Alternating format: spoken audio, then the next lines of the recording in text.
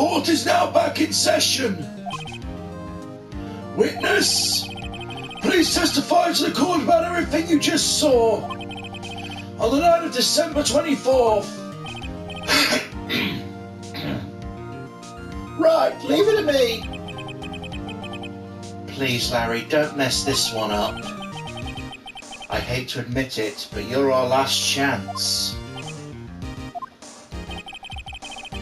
Von Karma didn't even have time to prep his witness. I just hope Edgeworth is right about this being our big break.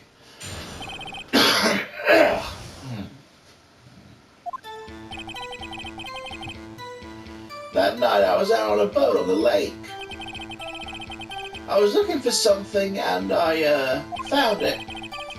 So I quietly slipped the boat back to the rental shop dock.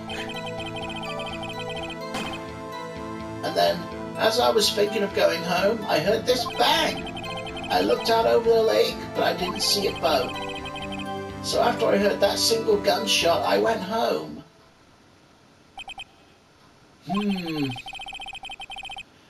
That was an unusually vague testimony, even for this court. In any case, Mr. Wright, you may begin your cross-examination. Yes, Your Honour. What's wrong, Nick? It's Larry. I have no idea what he's going to say if I press him. I'm a little scared. Well, we've come this far. There's no way to go but forward, Nick.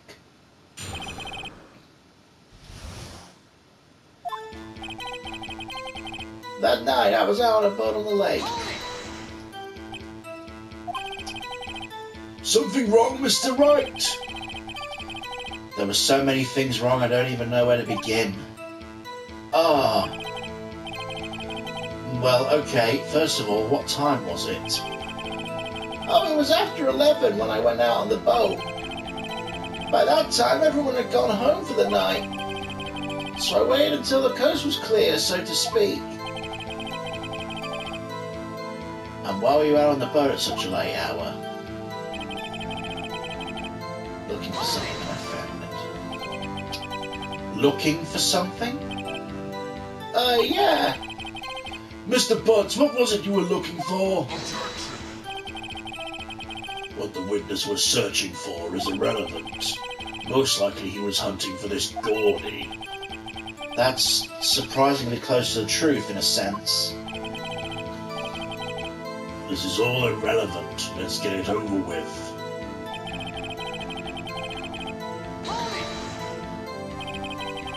Around what time was that? Well, let's see. I figure I was out searching for about an hour. I guess it was around 12, yeah. You're not sure? Hey, don't give me that face. I'm not some sort of human sundial, okay? People use watches these days, Larry. Then just as I was thinking about going home, I heard this bang. Where'd the sound come from? I wasn't too sure about that. I looked around, you know. Did you look at the lake? Yeah, I looked. But I didn't see a boat. Wasn't there a boat on the lake? Order! Order! Well, Mr. Butts? Whoa! Everybody just calm down, okay? I mean, it was real foggy that night. I'm not sure whether there was a boat out there or not. Oh, okay, no problem. That's just the most important part of this case.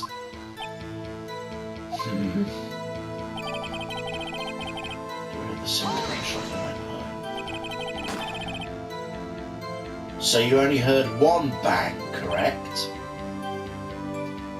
Yeah. Huh.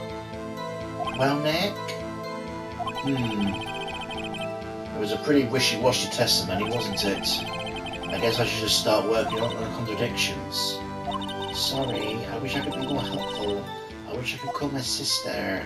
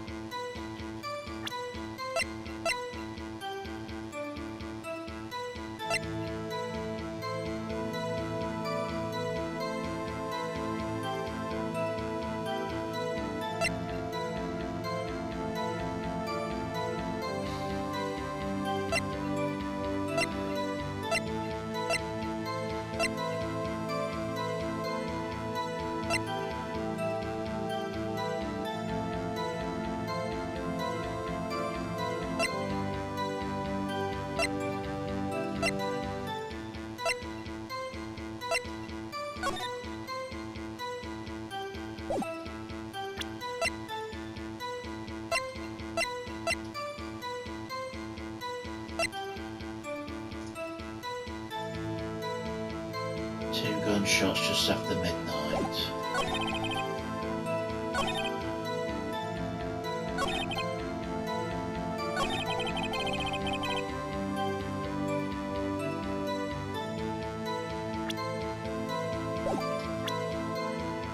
Better save, actually. I feel like this is going to drain my health, this one.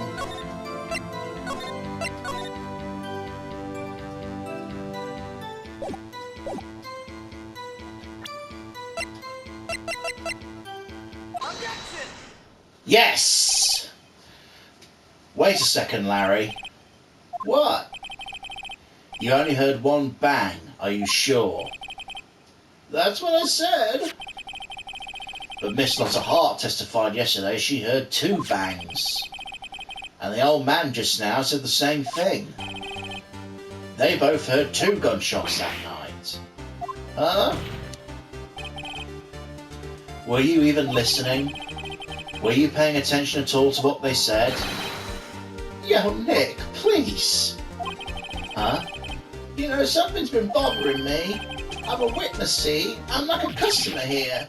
You gotta treat me nice and stuff, okay? Mr. Butts, What?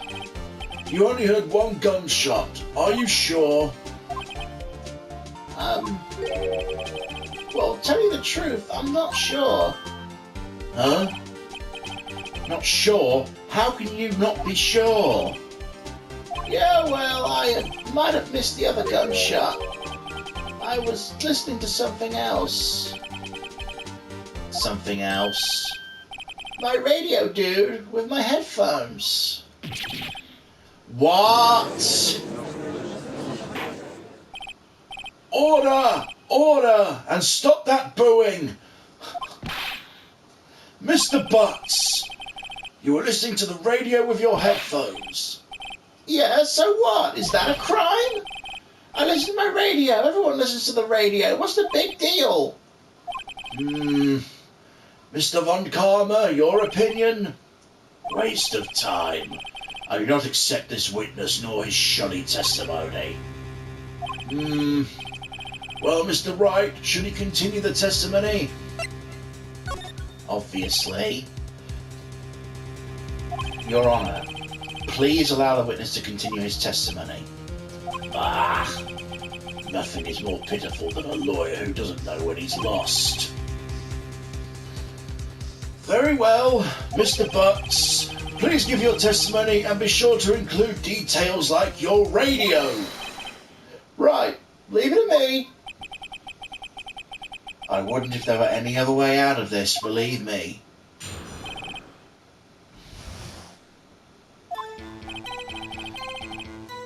It's lonely being alone on Christmas Eve. That's why I was listening to an old request show on the radio, see? I was listening to it real blooming loud like. But I'm sure I heard the gunshot. I remember exactly what the DJ was saying when I heard it too. You were listening to your radio at a high volume? Yeah, what's the big problem? Can't a man listen to his radio in peace? Isn't this a free country? I truly believe Larry has no idea what the problem here is. Judge, can you believe a word this witness says? What he heard was probably nothing more than a drum beat from the radio. True enough, it is difficult to believe his testimony. Wait, Your Honour. The witness said he remembers exactly what the DJ said when he heard the gunshot. Excuse me? DJ? An announcer, the guy who says things on the radio. Anyway, what this means is when he heard the sound, no music was playing. The DJ only talks between songs, so he could have heard the gunshot from the lake. I'd like to cross-examine the witness, Your Honour. Very well, Mr. Wright. I can't believe I'm continuing this charade.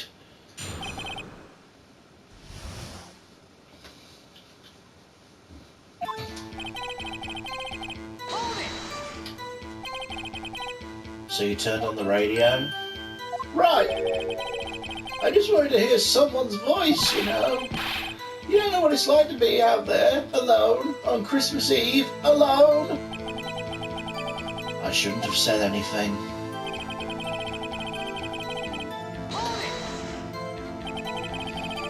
Do you by any chance remember the name of the program you were listening to?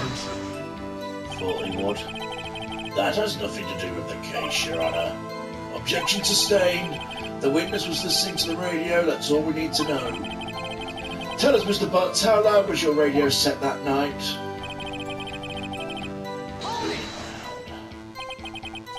Real booming loud. Yeah, you know. And you had headphones on? Yep. I wouldn't think you could hear anything going on outside at all.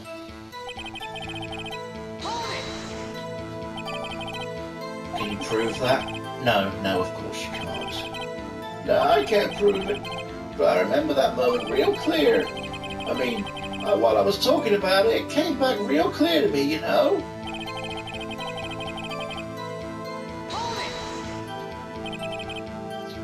What did she say? Mr. Wright, please cease these pointless questions.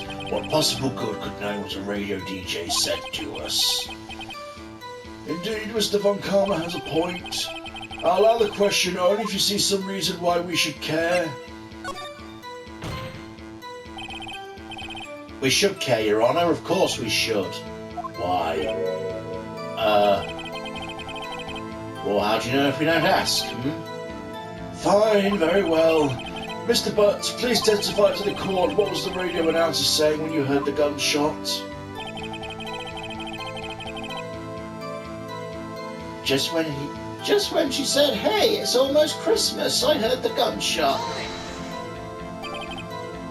Are you sure? Of course I am. She had this real sexy voice. Maybe Von Karma was right. I'm not sure how that helped us at all. This is the most ludicrous testimony I've ever heard. But there is one gleaming ray of hope in there. I've got to press it until we get to the bottom of what happened.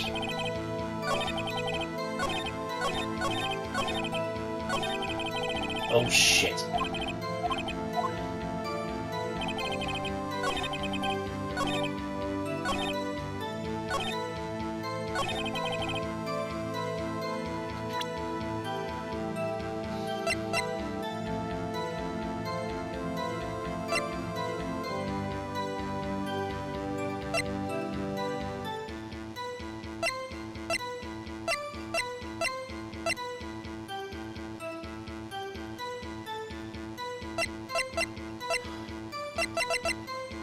Right, it's one of these that has a time and date on it.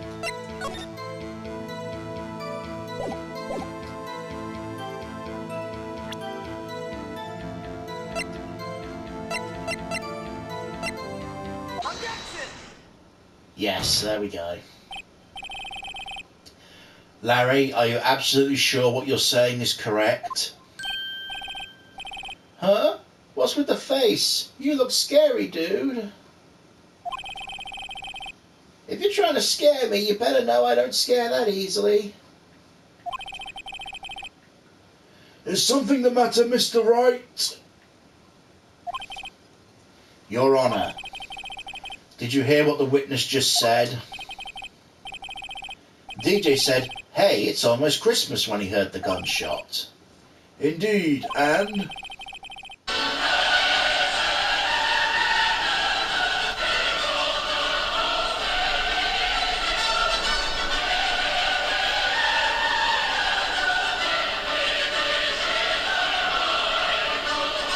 Almost Christmas means it wasn't Christmas. Do you realise what this means? When he heard the gunshot, it was still Christmas Eve. That would seem to be the case, yes. But that contradicts the two testimonies we've heard so far, Your Honour. Both Miss Hart and the old man said it was after midnight when they heard the gunshots. In other words, when they heard the gunshots, it was already Christmas. This is a clear contradiction, Your Honour. Order! Order! What does this mean? The two prior witnesses heard gunshots after midnight, However, this witness says he heard a gunshot before midnight. Judge, the answer is simple. The current witness is plainly mistaken. Just look at him. Suspicious. What? Well, Mr. Wright, what do you think about Mr. Butts' claim he heard the gunshot before midnight? Larry's not mistaken, Your Honour. He heard that gunshot before midnight. Intriguing. I'm assuming you have evidence to this wild claim. Show me evidence there was a gunshot before midnight.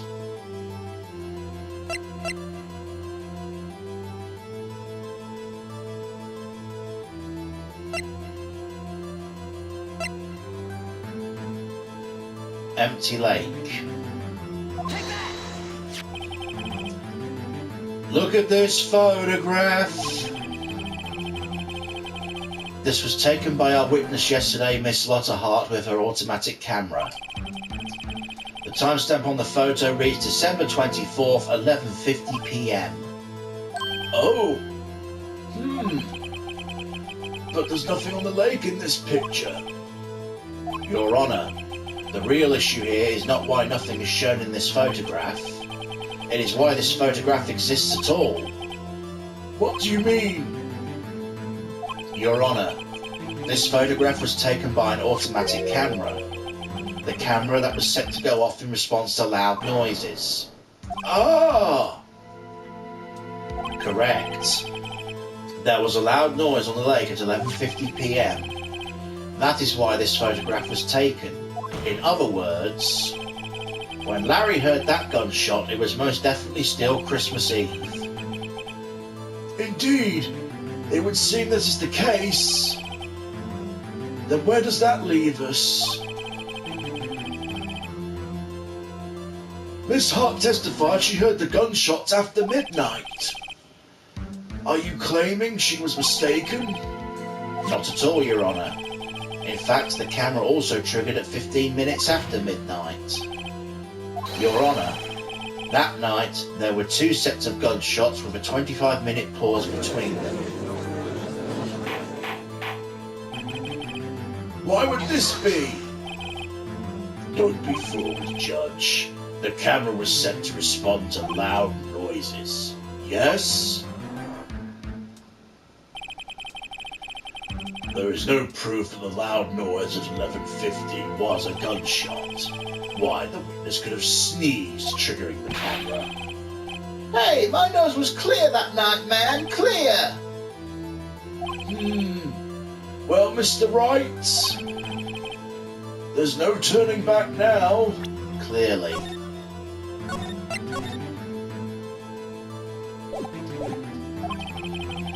Can you prove the loud noise at 11:50 was indeed a gunshot? Please show the court evidence if you have any. Fired 3 times. This has to be where it comes in. This is my evidence. The murder weapon? Something about this pistol was bothering me, Your Honour. Both of the witnesses testified yesterday they heard 2 gunshots. However, the murder weapon was fired 3 times. Then when was the last shot fired? Only now have I realised the truth. That 3rd shot was the shot Larry heard just before midnight. Order! Order! That would make sense of the evidence we've seen so far. However, this leaves me wondering exactly what did happen that night on the lake. Exactly. If this is true, there were 2 sets of gunshots separated by 25 minutes. One at 11:50, the other at 15 minutes after midnight. Why, I ask you, why? Uh-oh, I'd better think of something quick. Wait a second. Gunshots separated by 25 minutes. Ah! What's wrong, Nick? I have it! I have it! Huh? Remember the case with the steel samurai? Huh? Yeah, of course I remember. The murderer in this case has the same idea as the murderer in that case. What do you mean? Mayor. Yes? If we don't figure this out now, we'll never overturn Edgeworth's guilty verdict. I've got a hunch and I'm going to run with it. Right. I mean, is this safe? Safe? We've already got a guilty verdict. We have nothing to lose. You just watch and let me know if I say anything that sounds fishy, okay? Right, Nick. Your Honour. Yes, Mr. Wright? The testimony just now has cleared up this entire case. What do you mean, Mr. Wright? So you finally realise the truth? There could be no other murderer here than Miles Edgeworth himself. Wrong, Von Karma. A man was shot that night, but it wasn't Edgeworth who did the shooting. Listen, rookie. Take a deep breath and consider the facts. At the time of the murder, one boat was on that lake. This is shown by the witness's photograph. The defendant Edgeworth and the victim Robert Hammond were on that boat.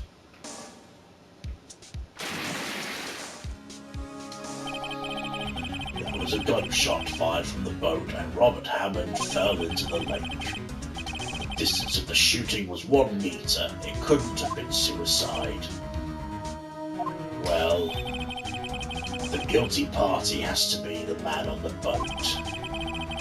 I admit it's hard to imagine any other possibility. Yes, but this assumes that the victim was shot at 15 minutes after midnight. What do you mean by that, Mr. Wright? We have photographic evidence at the time of the shooting. There's a timestamp on the photo. It says 00:15. But Larry heard the gunshot 25 minutes before that. Robert Hammond was killed then, 25 minutes before the shot on the lake. That's the only way Edgeworth could be innocent.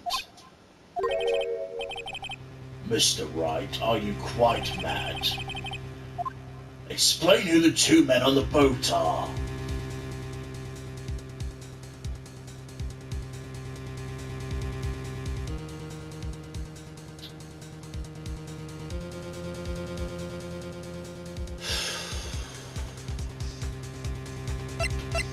Edgeworth and Hammond.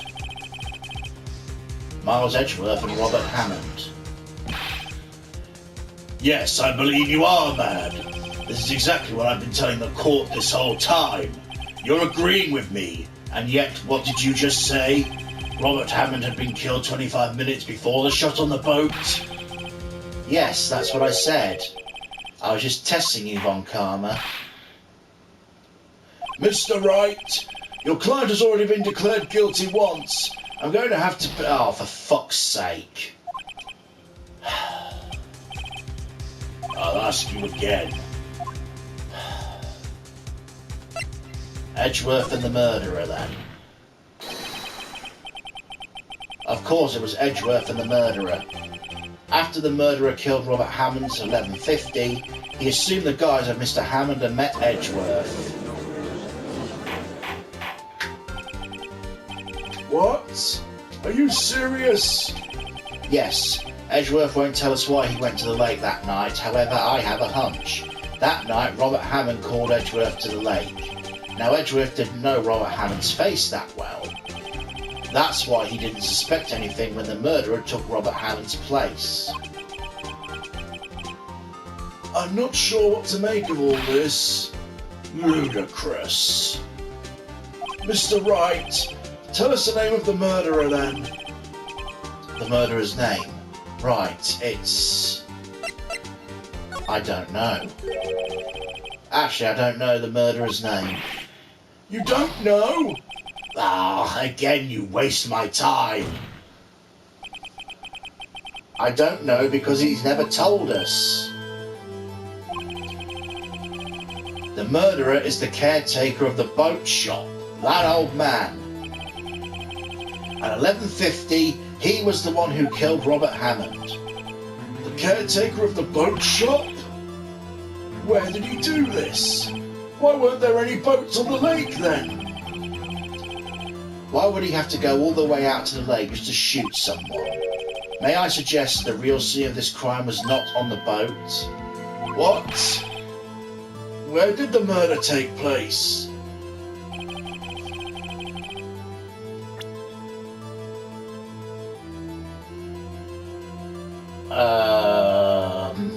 What?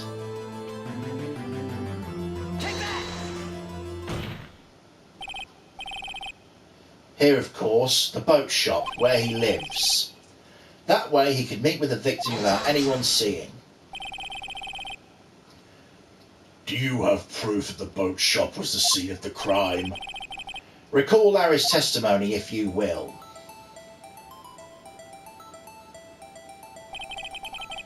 That night he was out on the lake in a boat searching for something. He finds it and returns the boat. Then just as he's starting to head for home, he hears a gunshot. He heard the gunshot, Your Honour, even though he was wearing headphones at the time. In other words, the gunshot was very close by. And where would that be if he'd just returned the boat? The boat shop! Mr. Wright! What happened that night on Gourd Lake? Please tell the court from the beginning. Yes, Your Honour. Nick, are you sure about this? Not really. But I think if I start at the very beginning and I take it slow, I might just be able to figure this out. That night, the caretaker of the boat shop called Robert Hammond to his shop.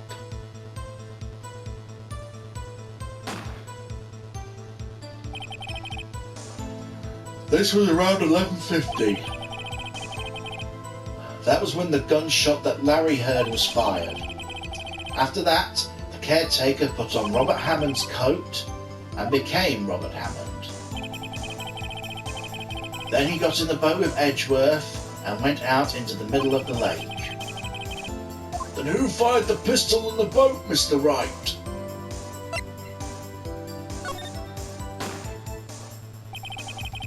Of course, it was the murderer who shot the pistol.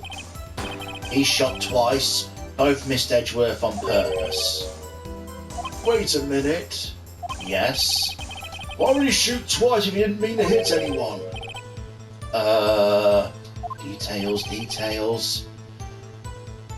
Know this, Mr. Wright. The moment you run out of explanations is the moment you lose. Tell us why the murderer had to fire twice. To create a witness. I believe he shot twice to create a witness, Your Honour. Create a witness? The murderer lifts his pistol and fires one shot. That ensures anyone who heard the shot would look at the lake. Indeed, Miss Hart did exactly that after hearing the first gunshot. Next, the murderer waits a bit and fires again. And then... the murderer jumps from the boat himself, leaving the pistol in the boat behind him.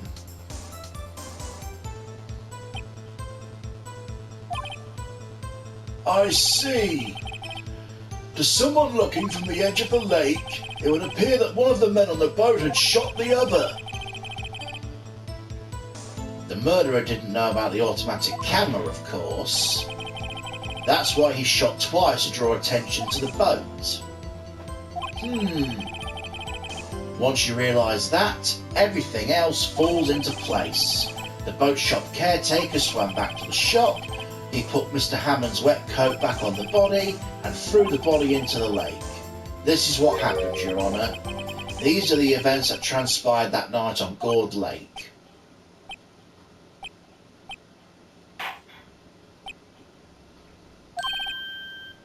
Bailiff! Bring out the witness from before! The boat shop caretaker! Quickly!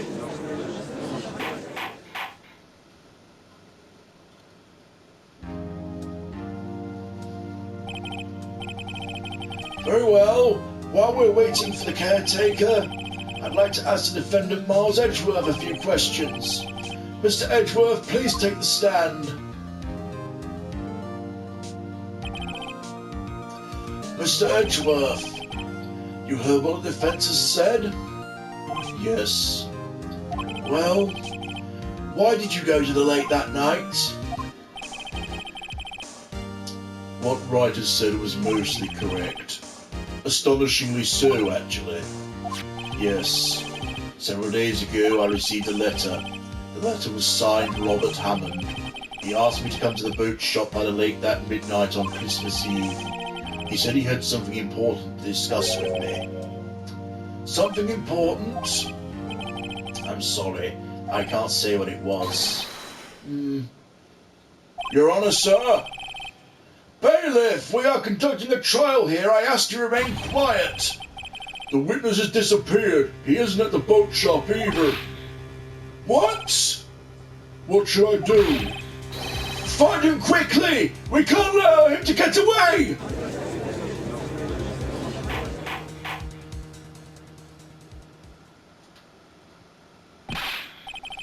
Mr. Von Karma, your witness has disappeared! A search warrant has already been issued. Goes without saying I cannot declare a verdict under these circumstances. I will extend the trial until tomorrow, the final day allowed. I request that the police department utilise all its forces to find that witness. Am I understood? One more thing. Just who is that boat shop caretaker? I think his identity has become very important to this trial.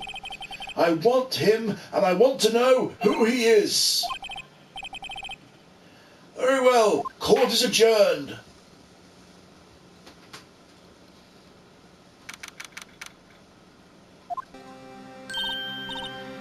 Nick, you did it! Yeah. Well, at least we got out from under the guilty verdict. What about Larry? That was something else. Even Von Karma didn't know what to do with his testimony. Larry really helped us out. Sure, once I sifted through his unique testimony. Still, he did save us. I just wish our cases weren't so down to the wire all the time. I know what you mean.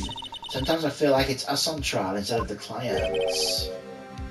Hey, Edgeworth. Mr. Edgeworth?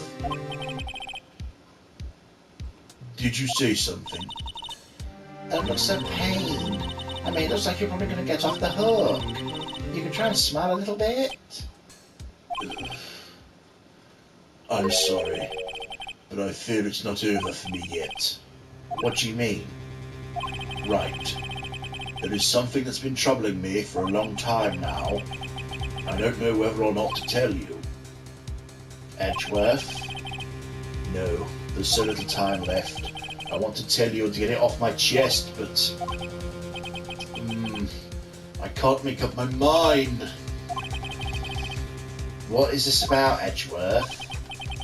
It's a nightmare I've had. A memory of a crime that I committed. A crime you committed? A memory of a murder.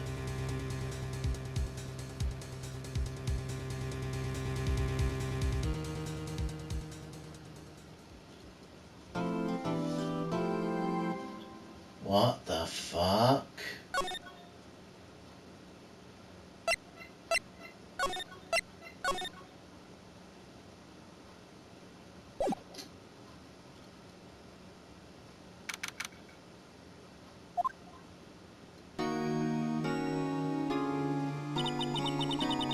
What was Mr. Edgeworth talking about? Memory of a crime that I committed. A memory of a murder. Do you really think Mr. Edgeworth killed? I don't believe it. Not Edgeworth. Some painful memory has been troubling him recently, but he'd never take someone's life. Never. Nick? Yo, how's everyone doing? What do you think of my performance today? I am swooning in the aisles, haven't I? Swooning? Me? Oh, Yes, I do remember feeling faint. Right on. Tell me the truth. Was it like love at first sight? Right. She is 17, Larry. Right, Nick? Huh? Me? Well, maybe the heart skipped a beat or two. I think you can do better than that. Come on, I say Edgeworth in there, dude. Edgy. You guys should be bowing before me. Yeah, bow before your hero. Fucking hell, Larry. Larry, you really helped out in the trials today. You did. If you weren't there, Larry, I'm sure Mr. Edgeworth would have been found guilty. But seriously, Nick, that boatshop caretaker guy's pretty suspicious. Edgy ain't off the hook yet. Way to spoil the mood, Larry. I'm just a guy sitting in the audience, you know. And from where I was sitting, Edgy seemed pretty edgy. I mean, you really know he's telling the truth about that night? Nick? I don't know, but what I do know is I'm going to believe in you two until the end. Us two? Edgeworth and who else? You mean me, right? Nah, he means me, right, Nick?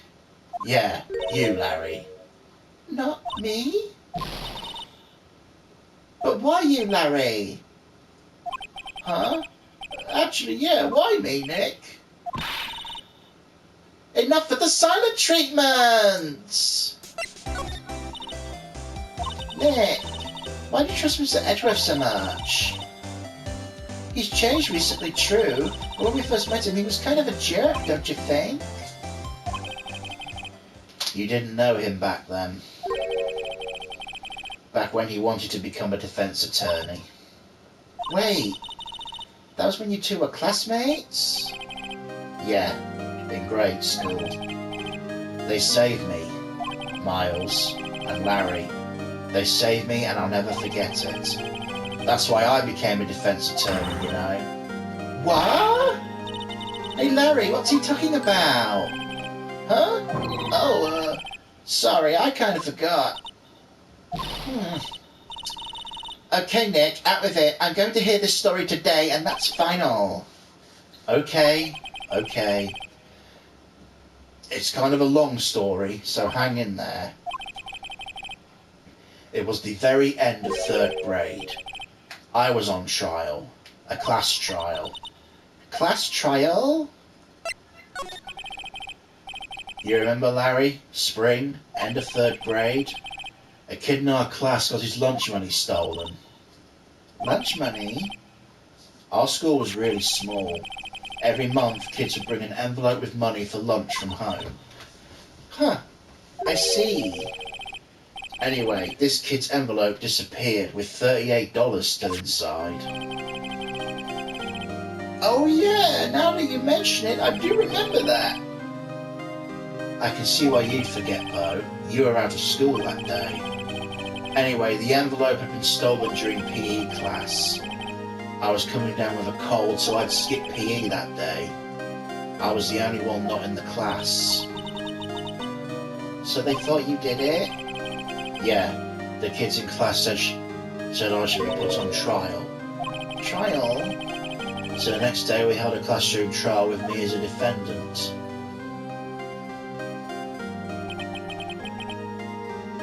I didn't do it. Guilty, he did it. Guilty, it was you, thief. Give the money back. You're a meanie. No one play with him. Admit you did it. Don't hide the truth. Tell us the truth. We're not going to play with you anymore. You shouldn't be in the relay later. Alright. Bit too much. Now, Phoenix, you know you shouldn't steal people's money. It's not right. In the end, even the teacher thought I'd done it. Go over and apologise, Phoenix.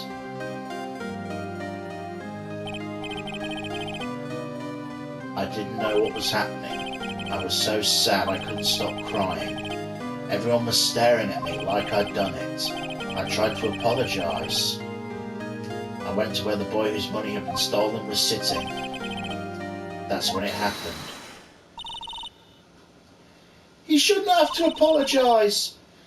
The only thing that belongs in a trial is evidence. Anything else has no place. You should all be ashamed, amateurs. Miles?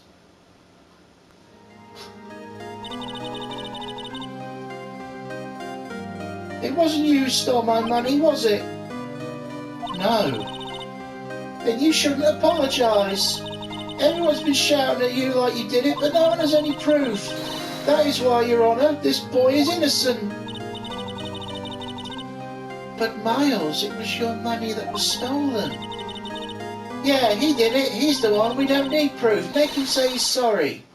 Why don't you all just shut up? This is always how it is, of everybody ganging up and picking on one person. Think how he feels. He said he didn't do it, so he didn't do it.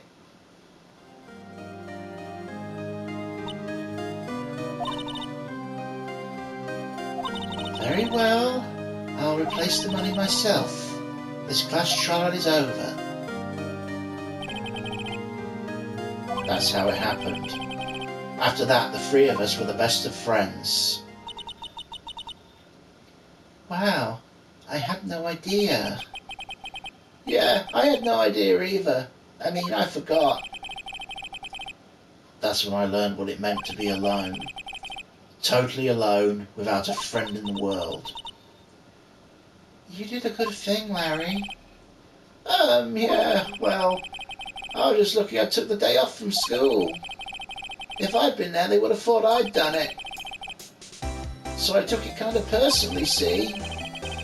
When something smells, it's usually the butts. Anyway, Edgeworth and I talked after that class trial.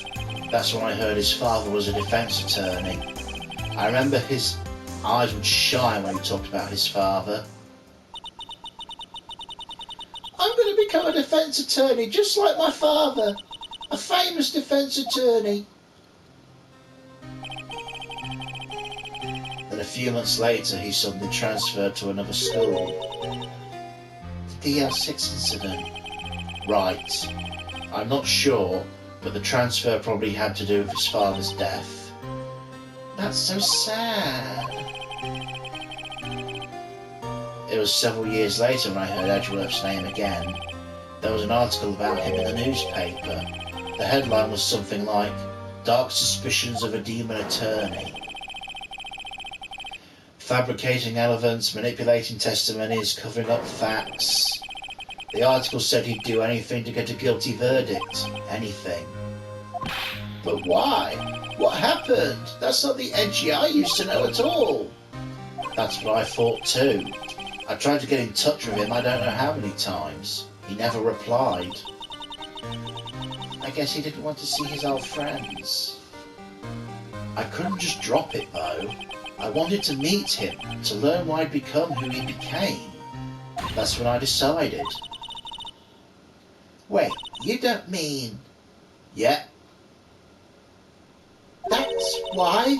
That's why you became a defence attorney? To meet Edgeworth? If I was a defence attorney, I knew he'd have to meet me whether he wanted to or not, in court. Edgeworth believed in me and I believe in him. He's in pain and no one's on his side. I'm the only one who knows the real Edgeworth. I'm the only one who can help him. Wow, Nick. So is that why you helped me out for free? Yes. I helped you because I believe in you, except I don't remember saying I'd do it for free. Oh, Nick! Nick, we have to save Mr. Edgeworth if it's the last thing we do, okay? Right, because it may very well be. First there's that rental bookshop caretaker. We need to find out who or what he is.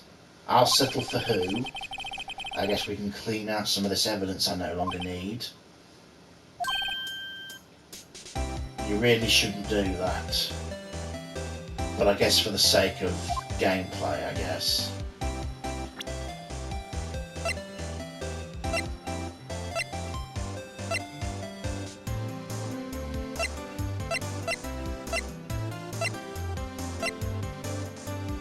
basically anything to do with Lotta, I guess.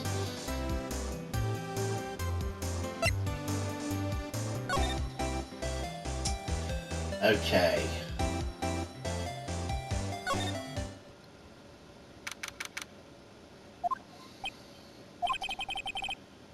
You look as grim as always.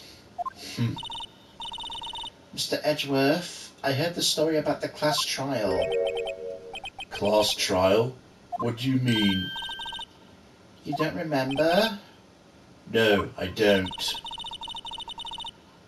Your lunch money was stolen, wasn't it? 3rd grade? Lunch money? Oh, right. Yes, I do seem to remember something like that. Nick, I think you're the only one who really remembers. Well, it probably only really mattered to me anyway. Mr. Edgeworth, don't you know? That trial was the reason Nick became a defense attorney. Ridiculous. Gee, thanks. That said, it does sound like the kind of thing you'd do. You haven't changed a bit, have you, Wright? So simple, to a fault even. Well, maybe, yeah, but I think you've changed too much, Edgeworth. Perhaps. So why did you become a prosecutor anyway? You used to look up to your dad. You said you wanted to be a defense attorney, right? I couldn't let myself deny reality like you. What do you mean? My father was taken from me and you want me to defend criminals? I'm sorry, Wright, but I'm not that good of a person. One suspect was apprehended in your father's murder, right? Yes, the man trapped in the elevator with my father. His name was Yanni Yogi. He had to be the shooter any way you look at it, yet he was found innocent. That defense attorney got him off the hook. That'd be Wright Hammond.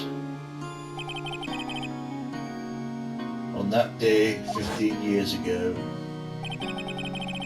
the 3 of us were trapped in that elevator for 5 hours. When we were rescued, we all suffered oxygen deprivation. I'd lost all memory of the murder. Lost your memory? Even now, I can't recall what happened in that elevator. That was the crux of Yogi's attorney's argument in court. He claimed Yanni Yogi had not been in sound mind due to oxygen deprivation. Yogi was released due to a lack of evidence. Innocent.